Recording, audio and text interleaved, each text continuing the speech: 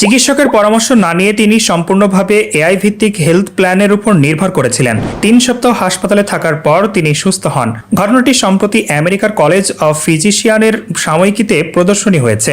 গবেষকরা সতর্ক করে বলেছেন, সোডিয়ামের মতো অপরিহার্য খনিজ এবং প্রয়োজনীয় পুষ্টি উপাদান সম্পর্কিত সিদ্ধান্ত নেওয়ার ক্ষেত্রে চিকিৎসকদের তত্ত্বাবধান ছাড়া এআই পরামর্শ অনুসরণ করা গুরুতর ঝুঁকি তৈরি করতে পারে। প্রকাশিত প্রতিবেদনে বলা হয়েছে কিভাবে খাবার থেকে সম্পূর্ণভাবে সোডিয়াম ক্লোরাইড বা সাধারণত খাবার লবণ বাদ দেওয়া যায়। তা ওই ব্যক্তি চ্যাটজিটিপিকে জিজ্ঞেস করেন। উত্তরে চ্যাটজিটিপি তাকে বিকল্প হিসাবে সোডিয়াম ব্রোমাইড ব্যবহারের পরামর্শ দেন। চ্যাটজিটিপির পরামর্শ মেনে তিনি অনলাইনে সোডিয়াম ব্রোমাইড কিনে প্রায় ৩ মাস ব্যবহার করেন। এর ফলে ধীরে ধীরে বিভ্রম, সন্দেহ প্রবণতা, অতিরিক্ত তৃষ্ণা, এমনকি পানি পান করতে অনীহার মতো উপসর্গ দেখা দেয়।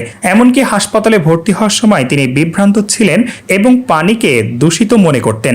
চিকিৎসকরা জানান তার শরীরে ব্রোমাইড টক্সিসিটি বা ব্রোমিজম ধরা পড়েছে, যা এখন অত্যন্ত বিরল হলেও একসময় উদ্বেগ, অনিদ্রা ও নানা স্নায়বিক সমস্যায় চিকিৎসা ব্যবহার করা হতো। তার শরীরে ব্রোমিজমের অন্যান্য উপসর্গ দেখা যায়। এর ফলে ত্বকে ব্রণের মতো ফুসকুড়ি এবং চেরিয়ানজিওমা নামে পরিচিত লাল দাগ দেখা যায়। চিকিৎসায় গুরুত্ব দেওয়া হয় শরীরে পর্যাপ্ত পানি ও ইলেকট্রোলাইটের ভারসাম্য ফিরিয়ে আনার উপর।